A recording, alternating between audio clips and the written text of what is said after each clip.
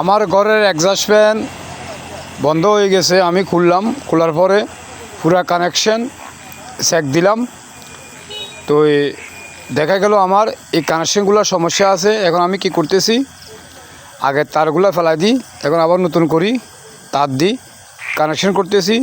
আমার কয়েলটা একদম ফ্রেশ। সবাই দেখেন, এরকম যদি আপনাদের ঘরের বাথরুমের এক্সস্ট ফ্যানের যদি কয়েল যদি ফ্রেশ থাকে, আপনারা করতে পারেন, কোনো মেকানিকের কাছে নেওয়া লাগবে না। যদি একটু যদি খুলতে পারেন আর কি। একটা এক্সস্ট ফ্যানের দাম কমসে কম আপনার 900-1000 টাকা, এটা একদম বড়টা আর কি। আমি কী করলাম, নিজে ইনশাল্লাহ মেরামত করতেছি। তো এইটা কানেকশনের সমস্যা, কলে কোনো সমস্যা হয় নাই।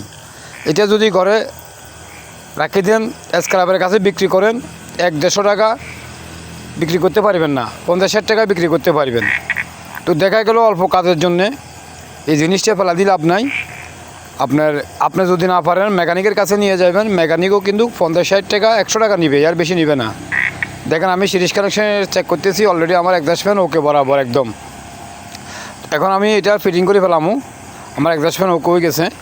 তো আপনারা চাইলে এভাবে আপনারা করতে পারেন। সবাই আমার ভিডিওটা যদি ভালো যদি লাগে অবশ্যই কিন্তু শেয়ার করে দিবেন, সবাইকে দেখানোর সুযোগ করে দিবেন। আল্লাহ হাফেজ। আমি ইমাম হোসেন, সালামু আলাইকুম রহমতুল্লাহ বারাকাতু। এক্সস্ট ফ্যান সলের ফিটিং করছি অলরেডি, আমার বাথরুমের এক্সস্ট ফ্যান। এভাবে আপনারা ঠিক করতে পারেন। দেখেন অফ করলাম, অবশ্যই সলের